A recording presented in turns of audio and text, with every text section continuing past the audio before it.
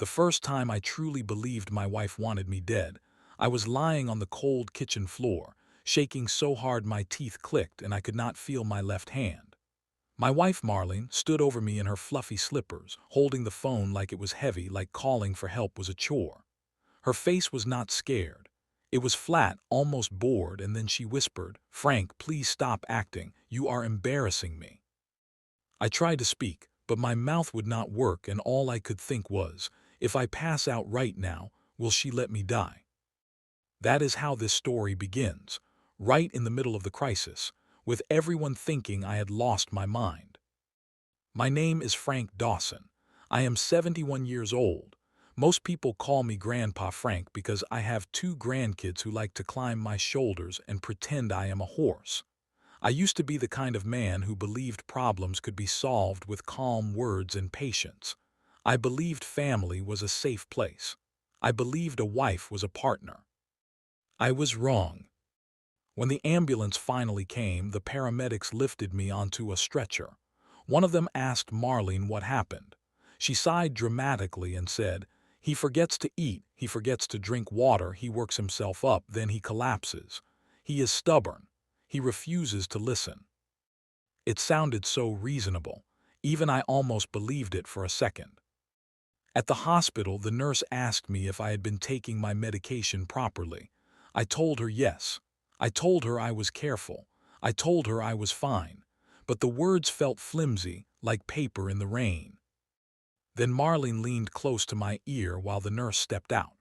Her perfume smelled sweet and heavy, the way it always did when she wanted to be charming.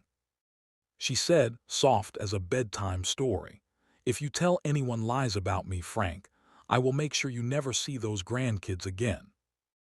My heart did something strange when she said it. Not just fear, but a sharp realization. She was not just annoyed with me. She was controlling me. She had been controlling me for a long time.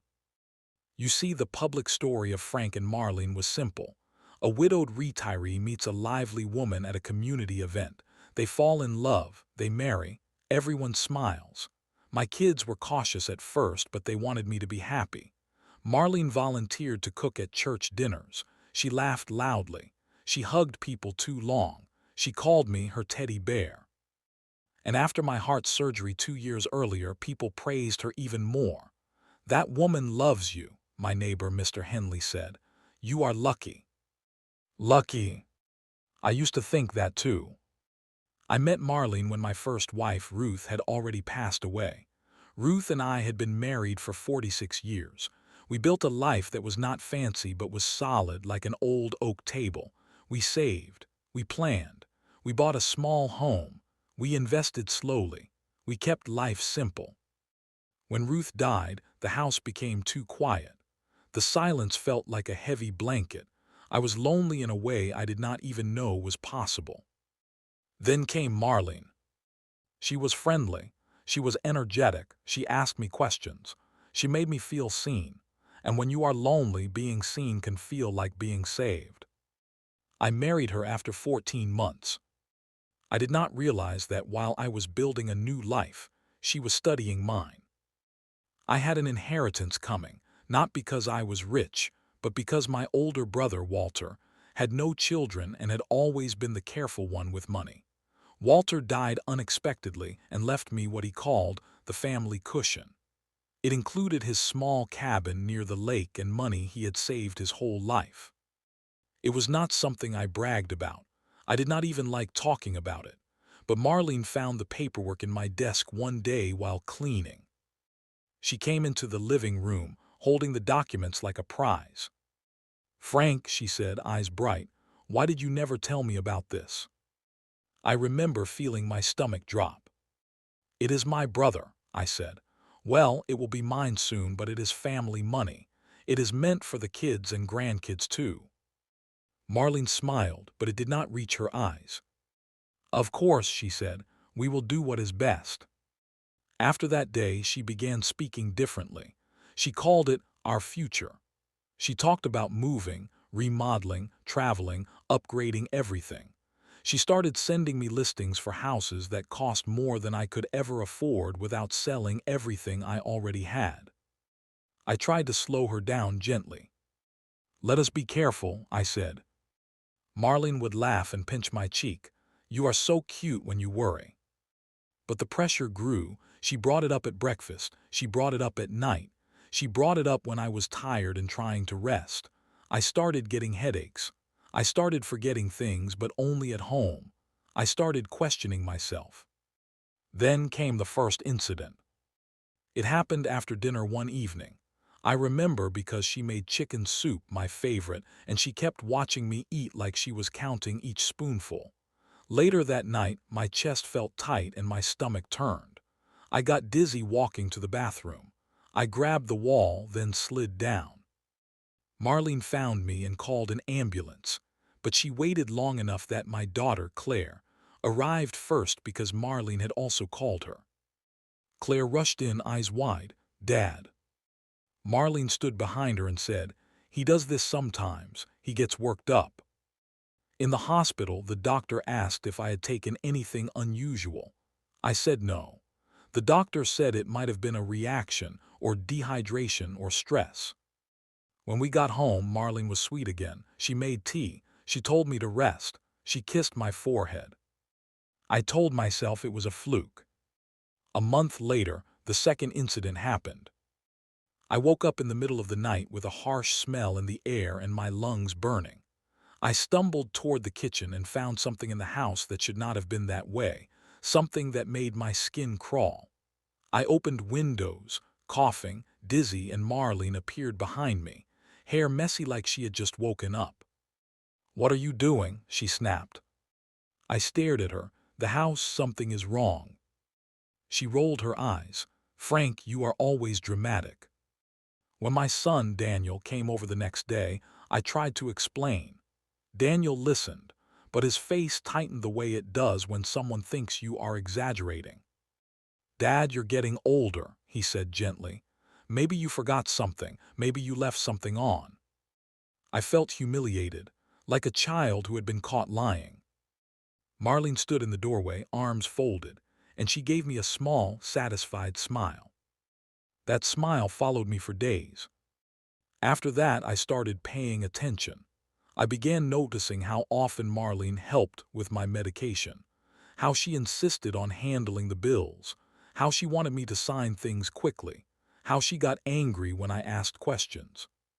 One afternoon, I told her, "I want to meet with my lawyer again, just to review my will." Marlene's face changed in a blink. Her voice turned sharp. "Why?" she said. "Do you not trust me?" "It is not that," I said. "It is just responsible." She slammed a drawer so hard it rattled the dishes. "You are letting your kids poison your mind." That night she cried loudly in bed, making sure I heard. Then she went quiet, and the silence was worse. The third incident happened 2 weeks after that. We were driving home from the grocery store. Marlene offered to drive because she said I seemed tired. I did not want to argue, so I let her. On the road, something felt wrong. The car drifted slightly and Marlene gripped the wheel tighter than normal. Her jaw clenched. The speed crept up. "Slow down," I said. "I'm fine," she snapped. Then, at an intersection, she did something I still do not like remembering. Not a graphic thing, not blood or broken bones, but a choice. A cold, deliberate choice that made my heart turn to ice. I yelled, she swerved. The car jolted. We missed a terrible moment by seconds. Afterward, she pulled over and started crying like she had been the victim. "You scared me," she sobbed. "You shouted, you startled me." People who stopped to check on us looked at me like I was the problem. At home, she told the story first. She called her sister. She called a friend from church. She said I was confused and aggressive and not safe. I listened from the hallway, realizing she was building a wall around me, brick by brick. Then came the fourth incident, the one that began this chapter, the one where I collapsed on the kitchen floor and she stared at me like I was a burden. At the hospital, Claire asked the nurse to speak with her privately. Daniel sat near the window, rubbing his forehead. My kids were scared, but not in the right direction. They were scared of my health, my memory, my temper, my decline. Marlene played the caring wife perfectly. She brought soup. She adjusted my blanket. She asked the doctor questions with a sweet voice. Then late that evening, a young nurse named Tessa came to check my IV. She was kind, but her eyes were sharp, like she noticed details. She leaned close and whispered, "Mr. Dawson, can I ask you something?" I swallowed, yes. Her voice stayed gentle. "When you came in, your wife answered a lot of questions for you. She also handed me your pill case. But the pills inside didn't match the label on the box. It could be a mistake, but I wanted to make sure you know what you're taking." My mouth went dry. A mistake. That word had been drowning me for months. A mistake with the medicine. A mistake with the car. A mistake with the house. A mistake with me. Tessa's eyes held mine. "Do you feel safe at home?" My heart thudded hard. Before I could answer, the door opened. Marlene walked in with a bright smile and a bag of healthy snacks like she was filming a commercial. "Everything okay in here?" she chirped. Tessa stepped back, just checking on him. Marlene's smile stayed, but her eyes flicked to my face, then to the nurse, then back to me. It was fast, but I saw it. A warning. That night after Marlene left to get coffee, Claire leaned over my bed. "Dad," she said softly, "the doctor wants to run some tests. They're saying maybe early dementia. We just want to help you." I stared at my daughter, and something in me cracked. Because I knew what was happening now. Marlene was not only trying to hurt me, she was trying to make me look crazy so no one would believe me. I grabbed Claire's hand with the little strength I had. "Sweetheart," I whispered, "listen to me. I am not imagining this. Your stepmother is doing something. I do not know how yet, but she is." Claire's eyes filled with tears. "Dad." She wanted to believe me. I could see it. But Marlene had been telling her story for so long that my truth sounded like a rumor. At that exact moment, the hospital room door opened again. Marlene walked in, holding my phone. "I found this under your pillow," she said, voice sweet as syrup. "Who were you trying to call, Frank?" Her fingers tightened around my phone like it belonged to her. And I realized with sudden panic that she had been watching me even here. I had finally spoken my fear out loud, and now she knew I was fighting back. Marlene leaned closer, smiling, and whispered so only I could hear, "You can tell them whatever you want. No one will believe you." Then she looked at my daughter and said brightly, "He is confused again, poor thing. We should talk about long-term care." My skin went cold. Because if they believed her, if they put me under her control legally, I would not survive a fifth time. And as Marlene tucked my phone into her purse like it was nothing, I understood the cliff edge I was standing on. If I could not find proof soon, I would be trapped. And trapped men do not last long. That night, as I lay awake staring at the hospital ceiling, I saw Marlene slip a folded paper into the doctor's hand, and the doctor nodded, serious, like they had just agreed on something about me, something I was not meant to hear. The next morning, the doctor spoke to me like I was a fragile glass. "Frank," he said kindly, "we're going to do a few evaluations, memory tests, some scans, nothing to worry about." But I was worried, not about my memory, about the folded paper, about Marlene's quiet smile, about the way my own children were starting to look at me like I was fatting. When the doctor left, I asked Tessa, the nurse, if she could stay a moment. She checked the hallway first, then came back and pulled the curtain. "Mr. Dawson," she said softly, "I don't want to scare you, but I've seen situations where a caregiver manipulates medications. It's rare, but it happens. I can't accuse anyone without proof, but I can document what I observed."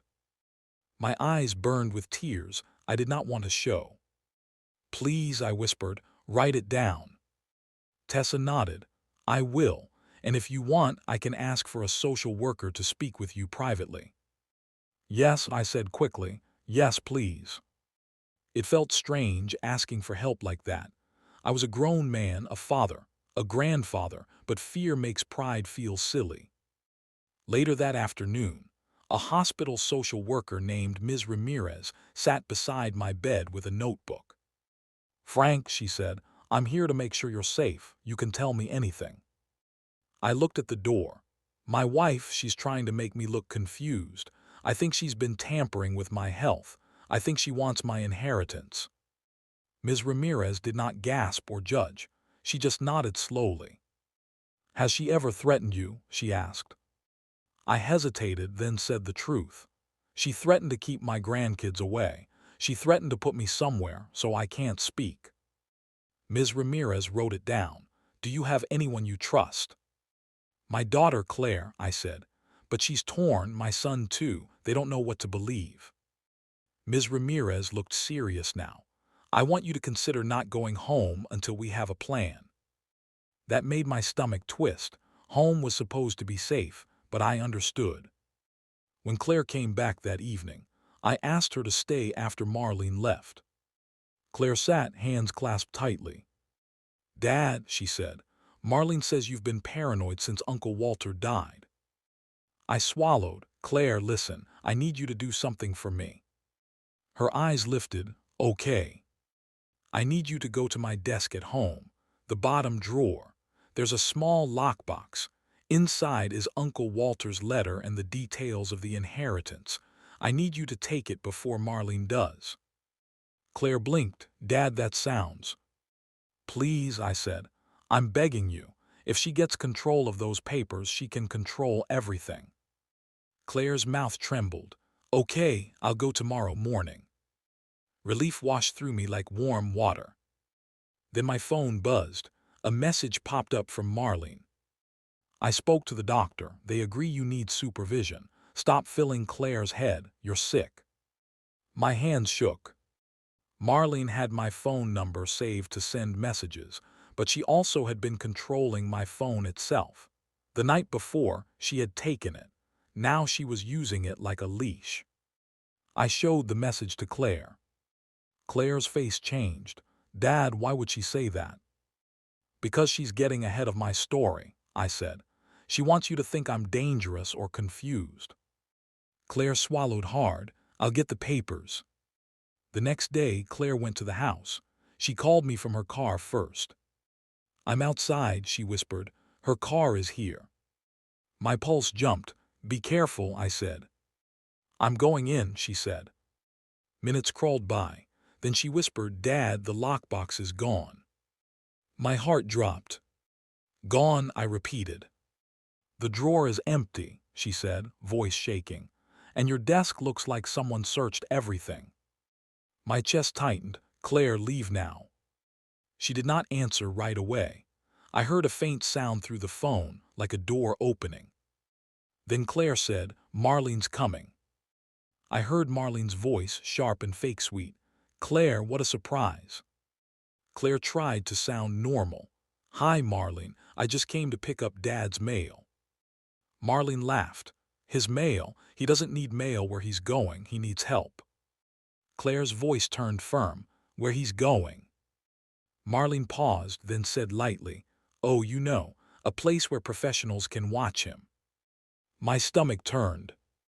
That evening, Marlene arrived at the hospital with a folder in her hands. She wore a neat blouse and a smile meant for public viewing. She greeted the nurse loudly. "Hello, I brought the paperwork the doctor requested." "Paperwork?" She sat near my bed and opened the folder as if she was showing me a family photo album. Inside were forms, legal-looking forms. "I'm doing this for you," she said softly, but her eyes were hard. "You're not safe alone, Frank." I tried to sit up. "What are those?" She tilted her head. "Just some documents so I can manage things while you rest. It's normal." I looked at Claire, who had just walked in behind her. Claire's face was pale. She had seen the empty drawer. She had felt the fear. Claire stepped forward. "Marlene, what did you do with Dad's lockbox?" Marlene's smile stayed, but her voice chilled. "What lockbox?" "Don't lie," Claire said. It was there and now it's gone. Marlene's eyes widened like she was offended. Claire, you're accusing me, after everything I've done. Then she turned to me and sighed sadly. Frank, you see, your children think I'm the enemy. They want your money. They're manipulating you. Daniel walked in right then, hearing the last words. He looked confused, pulled between us. Marlene grabbed his arm. Daniel, tell your sister to stop harassing me. Daniel looked at Claire, then at me. What is going on? I tried to speak calmly.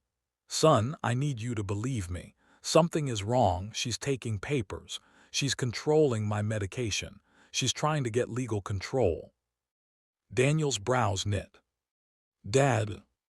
Marlene made a small crying sound. See, he's spiraling again. And the doctor walked in at that exact moment, like the scene had been staged. Marlene stood quickly. Doctor, I'm glad you're here. He's accusing me again. The doctor glanced at me with a tired expression. Frank, let's focus on your health. I felt my world tipping.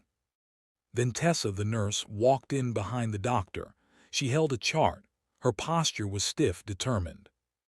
Doctor, she said, I need to report an observation that concerns patient safety. Marlene froze. Tessa continued, voice steady. The medication brought in by the spouse did not match the patient's prescribed list. I documented it. I also documented the patient's expressed fear of going home. Silence dropped like a heavy curtain. Marlene's face went tight, then she laughed a little.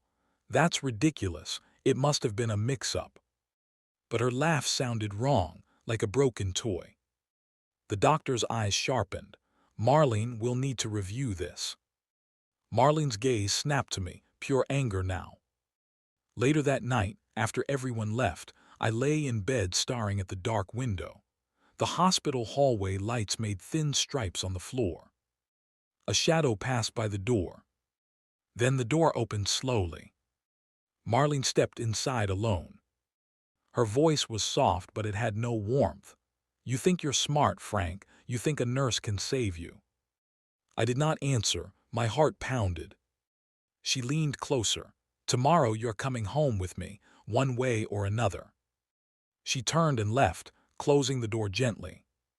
And I realized something terrifying. Marlene was not panicking because she was caught. She was panicking because time was running out. In the early hours before dawn, my hospital phone rang and a stranger's voice whispered, if you want to live, don't sign anything tomorrow and don't trust your wife. The next day, I could not stop thinking about the stranger's call. Who was it? How did they know? And why did they sound scared, like they were risking something just by speaking to me? When Claire arrived in the morning, I told her about the call. Daniel came too, looking exhausted and worried. Claire's eyes flashed. Dad, someone knows something. Daniel rubbed his face, or it's a prank. I shook my head. It didn't feel like a prank, it felt like a warning. Claire sat forward. We need real proof, not just fear, not just guesses. She was right. My instincts were screaming, but instincts alone don't win battles in court, and they don't stop a person who has already decided you are an obstacle. That afternoon, Ms. Ramirez, the social worker, returned. We can arrange a temporary safe discharge, she said. You could stay with your daughter or son while we investigate concerns. Relief washed over me. But then the doctor came in, and his tone was cautious. Marlene is your legal spouse, he said.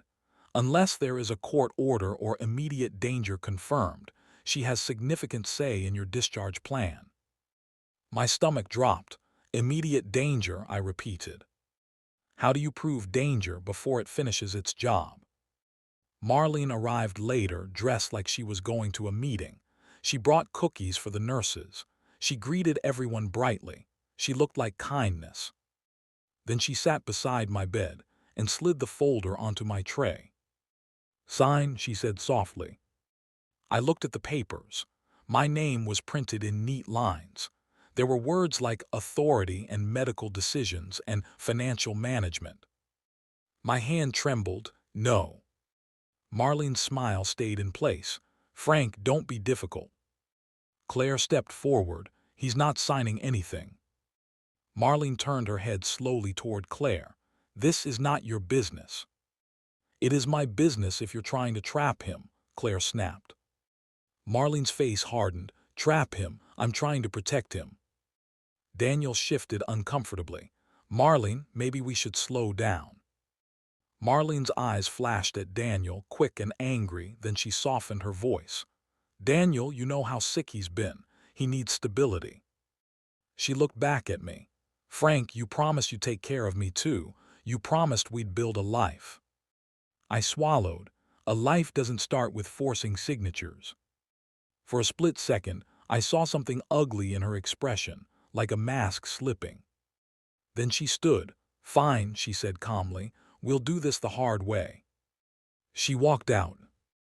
That night, Claire and Daniel decided on a plan. They would take me to Claire's house the moment the hospital allowed it. Ms. Ramirez agreed to push for it. But Marlene was not done. The next morning, Daniel arrived early, holding his phone like it was burning him. Dad, he said, voice tight, Marlene just sent me something. He showed me a picture. It was a document that looked like a will, and it had my signature on it. I stared stunned. That's not my signature. Claire grabbed the phone. She forged it. Daniel looked sick. It says it leaves everything to her. My ears rang. Everything. Claire's jaw clenched. She stole the lockbox for a reason. Ms. Ramirez urged us to contact a lawyer immediately. Claire called my old attorney, Mr. Feldman, a slow-speaking man with sharp eyes. Mr. Feldman came to the hospital that afternoon. He studied the photo of the will, then looked at me. Frank, he said carefully, this is serious.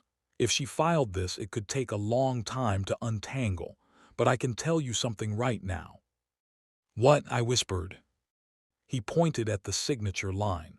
This is not how you sign your name. I have your older documents. Claire exhaled shakily. Mr. Feldman continued. We need to secure your original documents and we need a paper trail. Also, if there are safety concerns, we need witnesses and reports. I swallowed. What about the inheritance from my brother? Mr. Feldman's face tightened. If she gets legal authority over you, she can move money, sell property, and create chaos before we can stop it. Chaos? That was her real weapon. Confusion, noise, drama, a storm so wild that no one could see what she was taking. That evening, Tessa pulled me aside again. Mr. Dawson, she whispered, I've been thinking. You said your wife controlled your home life. Your neighbors, do any of them see things? I frowned. Mr. Henley lives across the street. He's always outside. Tessa nodded slowly. Sometimes the truth is seen by someone who isn't even part of the family. That sentence stuck in my mind like a nail. The next day, Claire went back to my house again, but this time she did not go alone. Daniel went with her, and they brought Mr. Feldman's assistant. They knocked, no answer. They used Claire's spare key, the one Ruth had given her years ago. Inside, Claire later told me the house felt wrong, too clean, too staged. They searched quietly. And then Daniel found something in the trash, shredded pieces of paper, ripped so small you could barely read them. But some parts still showed names. My name. Walter's name. Inheritance. They gathered the pieces like puzzle parts and put them in a bag. When Marlene finally came home and found them there, she exploded. Claire told me her voice was like a siren. Get out. This is my house too now. Frank belongs with me. Daniel said, It's Dad's house, Marlene. Marlene screamed, He is sick, he needs me. Then she did something that made Daniel finally step back from her like he was seeing a stranger. She whispered, low and venomous, If you take him from me, you'll regret it. Daniel's hands shook as he told me that part. When Claire and Daniel left the house, They sat in the car, breathing hard. Claire looked across the street. Mr. Henley was outside, holding his mail. And he was staring at the house with a strange expression, like he had seen a ghost. Claire rolled down her window. "Mr. Henley," she called, "are you okay?" Mr. Henley walked closer slowly, glancing around as if he did not want to be seen talking. Then he said quietly, "I think I need to tell you something. I've been watching your stepmom for weeks, and last night I saw her do something I can't ignore." My heart pounded when Claire told me, because I finally understood what the stranger on the phone meant. A witness. A real witness. Claire rushed back to the hospital and whispered, "Dad, Mr. Henley says he saw Marlene tampering with something near your car, and he has proof, but he's terrified, and he says Marlene threatened him too." When Claire told me Mr. Henley had proof, my first feeling was relief. My second feeling was fear. Because if Marlene realized someone had real evidence, she would not sit quietly and wait. She would strike. Claire called Mr. Feldman immediately. Mr. Feldman told her to bring Mr. Henley to his office, not to the house, and not to the hospital. "Keep this controlled," he said. "No confrontations." Daniel stayed with me at the hospital, while Claire went to meet Mr. Henley. In my room, I stared at the ceiling and tried to breathe slowly. Daniel sat beside me, voice low. "Dad, I'm sorry." I turned my head. "For what?" "For doubting you," he said, eyes wet. "I wanted peace so badly I chose the easy explanation. I told myself you were just aging, but Marlene was the one creating the chaos." I reached for his hand. "Thank you for saying that." Daniel swallowed. "What do we do now?" "We tell the truth," I said. "We say it plainly, we don't whisper anymore." That afternoon, Claire returned with Mr. Feldman. Mr. Feldman's face was serious, but there was something else there too. Hope. He pulled a chair close. "Frank, your neighbor gave a statement, and he gave us something stronger than a statement." My heart jumped. "What?" Mr. Feldman opened his briefcase and took out a small device. "Mr. Henley has a camera aimed at his driveway. He installed it because of package theft in the neighborhood." My mouth went dry, and it caught something. Mr. Feldman nodded. "It caught multiple nights of Marlene going to your car when she thought no one was watching. It caught her opening the hood. It caught her removing and replacing things. It caught her wiping her hands and looking around." My hands trembled. That's proof." "It's evidence," Mr. Feldman said carefully. "We still need authorities to interpret it and investigate properly, but it supports your claim that these weren't accidents." Daniel leaned forward. "So we can stop her?" Mr. Feldman nodded. "Yes, we can file for an emergency protective order. We can block her access to your accounts. We can challenge the forged will. We can also request a criminal investigation." My chest felt tight, but not from fear this time. From relief so heavy it almost hurt. Claire squeezed my shoulder. "Dad, Mr. Henley also said something else." I looked at her. "What?" Claire's voice softened. "He said he saw Marlene meet a man behind the house, a man she hugged, a man she handed an envelope to." My mind raced. "Who?" Mr. Feldman's eyes narrowed. "We don't know yet, but it tells us there may be an accomplice."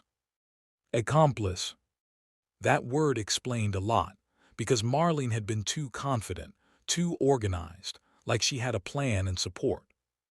That evening, Ms. Ramirez helped arrange my discharge to Claire's house, not Marlene's. The hospital listed it as a safe discharge with family support.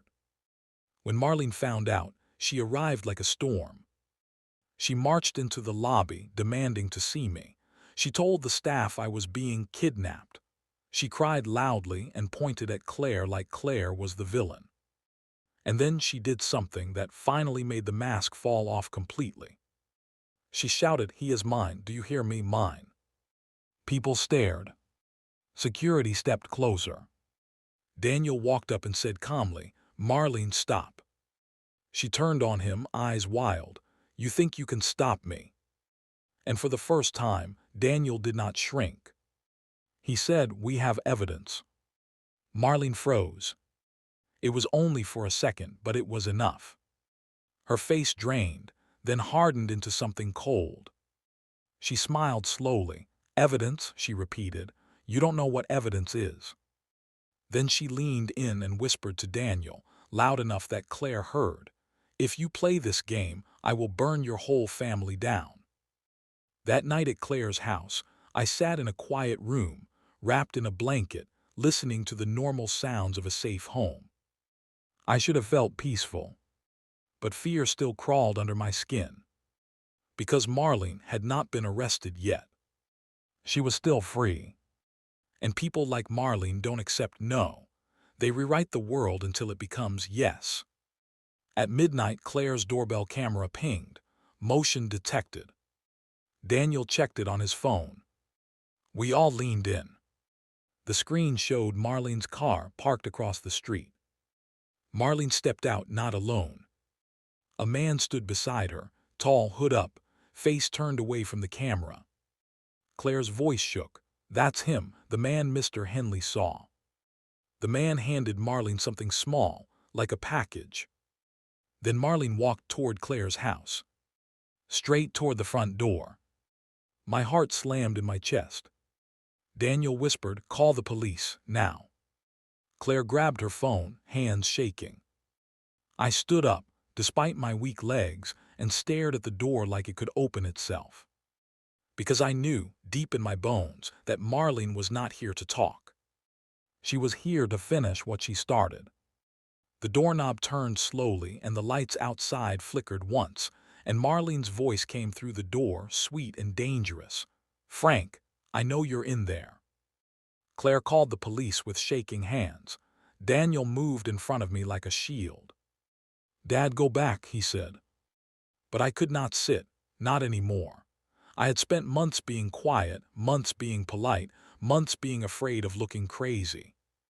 And silence had almost killed me. Marlene knocked gently, like a neighbor borrowing sugar.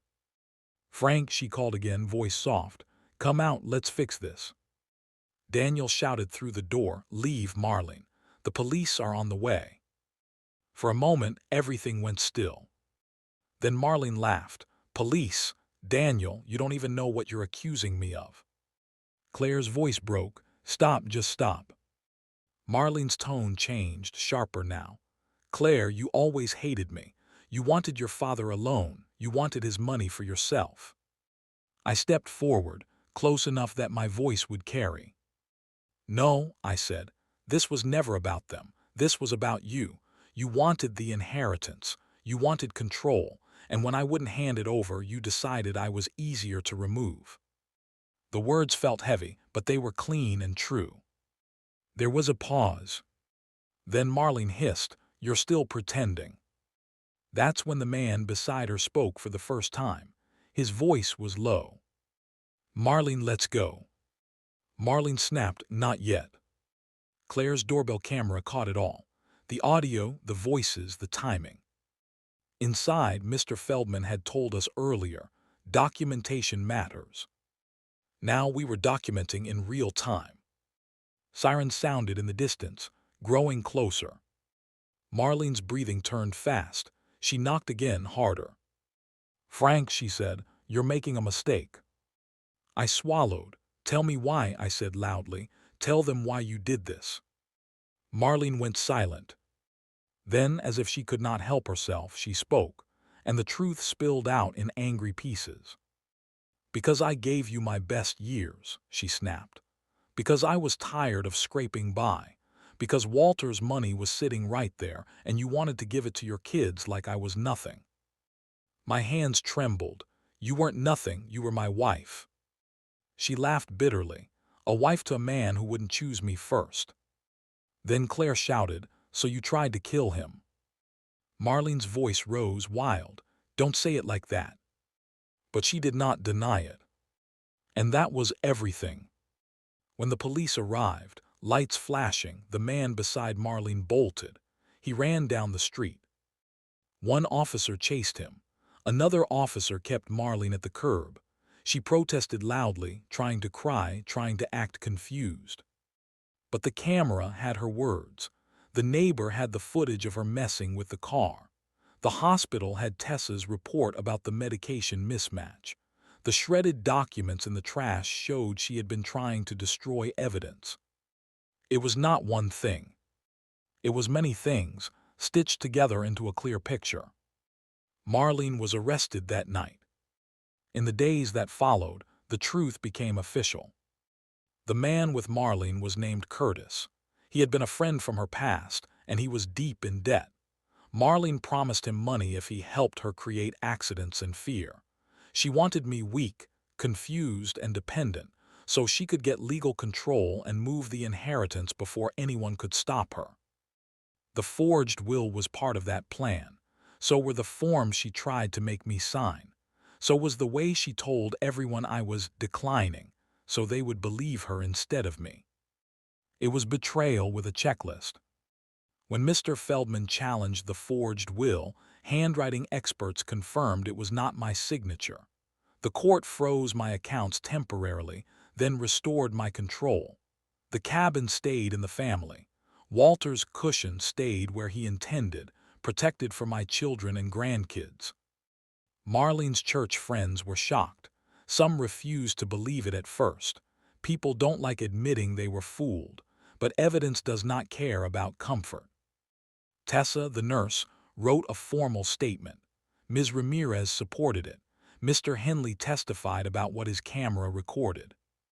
And for the first time in months, I did not feel like I was shouting into the wind. I felt heard. Claire cried one evening at her kitchen table, holding my hand. "I'm so sorry," she whispered. "I wanted to believe everyone was good. I wanted the happy version." I squeezed her hand. "Me too," I said, "but wanting doesn't make it true." Daniel sat beside us, eyes red. "I kept choosing peace over truth," he said, "and it almost cost us you." I nodded. "That's the lesson," I said softly. "Silence can be dangerous. When something feels wrong, you don't bury it just to keep the room quiet." It took time for my body to recover from all the stress. It took even longer for my heart. Some nights, I still woke up expecting to hear Marlene's footsteps in the hallway. But then I would hear Claire's house settling, safe and ordinary, and I would remember that the story had changed. Because one witness had seen the truth. And because, finally, I had stopped whispering. A few months later, I visited Mr. Henley with a small gift and a bigger thank you. He stood on his porch, rubbing his neck awkwardly. "I didn't want to get involved," he admitted. "But I kept thinking, if I stay quiet and something happens, I'll never forgive myself." I nodded. "You saved my life." He looked down, then said, "I just did what people are supposed to do." That sentence stayed with me too. People are supposed to speak up. Now, when my grandkids climb onto my shoulders and laugh, I hold them a little tighter, not out of fear, but out of gratitude. And when someone tells me, "Grandpa Frank, you're so lucky," I smile. Not because luck saved me, but because truth did. Because courage did. Because one day, in the middle of a crisis, I finally asked myself the question that mattered, and I refused to ignore it. If I stay silent, will I survive? I didn't stay silent. And I did survive.